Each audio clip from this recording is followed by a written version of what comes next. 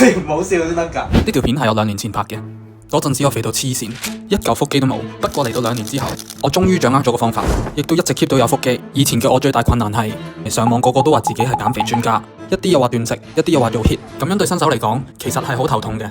所以我今日就會同大家解釋點樣練到有腹肌。首先等我哋嚟講解腹肌嘅結構。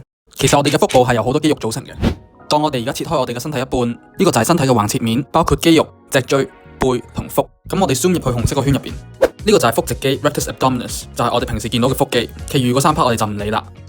腹直肌係由 pubis 開始，準確啲嚟講係 pubic symphysis 同埋 pubic crest， 連接上去到 xiphoid process 同埋第5至7嘅肋軟骨。聽落好難，但係其實你當佢係由盤骨嘅位置去到肋骨嘅位置，咁樣就可以噶啦。咁你見到佢嘅 fiber 都係由下跑到上嘅。所以佢嘅功能就係軀幹前彎 trunk flexion。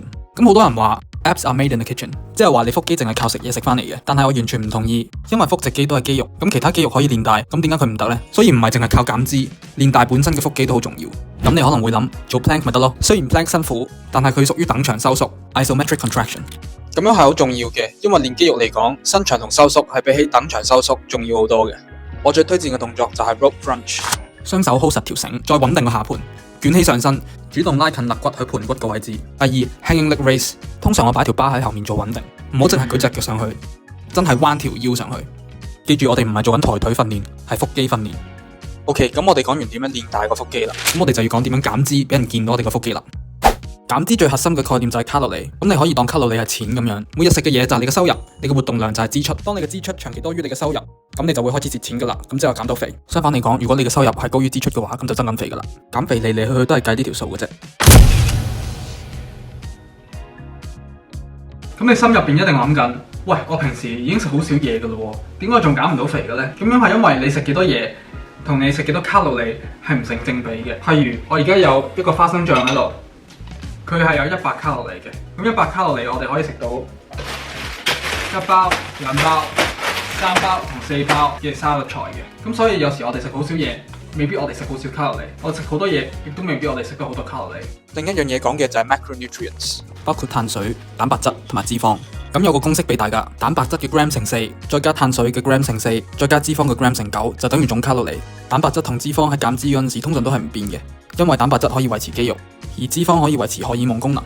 真正調整嘅係碳水化合物 carbs。當你減低咗碳水，每日嘅卡路里自然都會降低啦。OK， 咁我有2個網站介紹俾大家啦。咁第一個網站就係 PBE Calculator， 呢個 calculator 就會幫我哋揾到我哋要嘅卡路里啦。咁當我撳咗當我23歲，100 cm male weight 我係73 moderate exercise。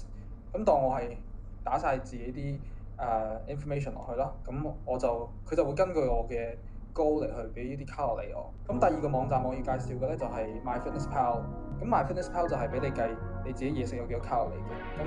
咁我會入 food 啦，跟住之後去 database 嗰度啦，入到去 database 嗰度，咁當我今日食oats instant oats 咁樣。咁當我今日食50 gram， 咁就會有晒我啲 calories 啦、fat 啦、protein 啦。carbs 咁樣，咁你就可以喺度 track 噶啦。第3個重點係 sodium potassium ratio， 即係話鈉鉀比例。鈉會吸水，你會腫脹；鉀會排水，你會線條分明一啲。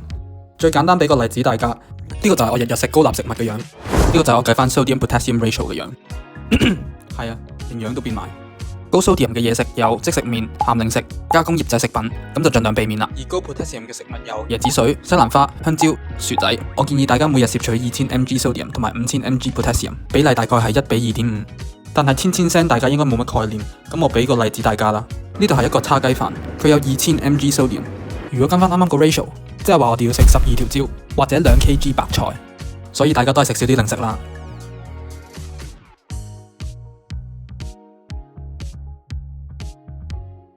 步行係我減肥期間最穩定嘅活動，因為佢係最 sustainable 同埋風險最低嘅減肥方法。研究亦都有指出，每日行8000步係同慢性疾病有一個 inverse relationship 逆關係嘅。呢個係一個 inverse relationship 嘅 graph。簡單啲嚟講，即係話當步數增加，慢性疾病風險就會降低。呢度就係我上個月減肥嘅步數啦。你見到呢度全部都係過1萬嘅。所以就帶到去我嘅建議，減肥嗰陣時每日至少行1萬步。額外我每個星期會做5次 cardio 嘅，每次45分鐘，唔使爆強度，但係要將心率維持喺130至150之間。如果你中意呢條片，我會好感激你每一個 like 同 subscribe， 撳埋個鐘仔，你哋就唔會錯過之後任何一個新片啦。有咩想睇，亦都歡迎喺 comment 嗰度話俾我知。如果你想有人帶住你點樣去增肌減脂或者練到腹肌嘅話，咁你可以去樓下嗰度有條 link，入邊有3個 coaching program 俾你揀嘅。